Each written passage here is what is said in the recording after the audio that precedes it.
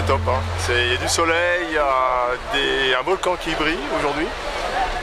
J'ai pris un cyclone, une tempête tropicale, mais bon, on sait qu'après il va faire chaud. Là, c'est un endroit magnifique. Après, au niveau du boulot, c'est prenant, certes, mais franchement, un bel endroit. Qu'est-ce que tu fais exactement? Alors moi, je suis responsable du site de la plaine des Caves, c'est un Krebs qui est en altitude, à 1500 mètres. Je suis responsable du haut niveau, donc j'ai un pôle sport de foot et de basket. Et je suis responsable de l'internat, c'est pour ça que j'habite sur place. Et je suis aussi dans les formations au niveau de l'île, voilà. J'ai pas mal de choses à faire.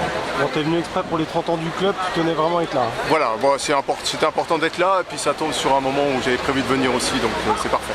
Tu as profité pour prendre tes vacances, faire un petit bain familial? Exactement, voilà, tout à fait. Bon, c'est un vrai winner quand même, c'est 30 ans avec le palmarès de tous ces athlètes, c'est l'occasion de revoir des têtes connues. Bien sûr, on a à cœur de se retrouver tous 30 ans après, parce que c'est un sport qui reste avec des vraies valeurs humaines et ça c'est formidable. Et effectivement, le kayak à Épinal a toujours bien brillé depuis très longtemps. Bon, tu vas faire ton petit bain de fou là? Ouais, je suis un peu obligé d'y aller, ouais. Mais on va voir, j'espère que ça va bien se passer.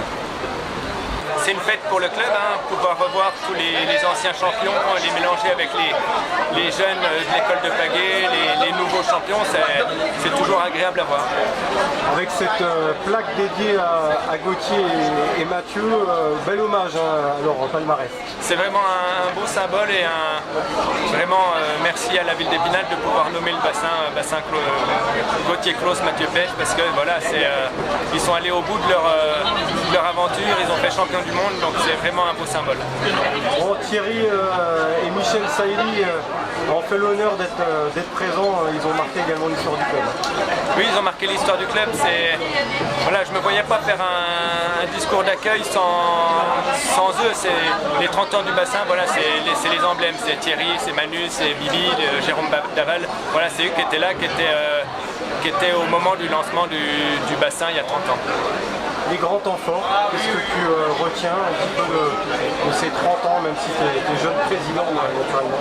J'allais dire, ce que je retiens, c'est surtout ce que tous les autres présidents ou les autres athlètes m'ont dit.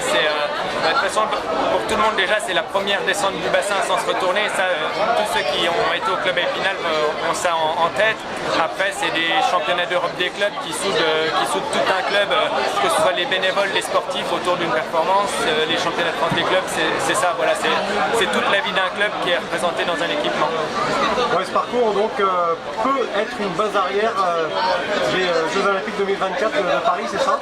Ce parcours-là, non, mais il y a un nouveau projet de Stade d'Eau-Vive avec des critères qui iraient à la fois pour faire un parcours touristique, pour du rafting, de l'eau vive à sensation, ou plus calme en fonction, et avec des critères techniques pour pouvoir accueillir des équipes et avoir du standard national, voire international.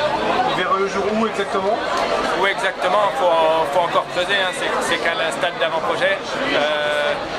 Une chose est sûre, c'est qu'il faut qu'il soit dynamique pour pouvoir accueillir tout le monde. Du côté du port, il y a peut-être une place pour un tel projet?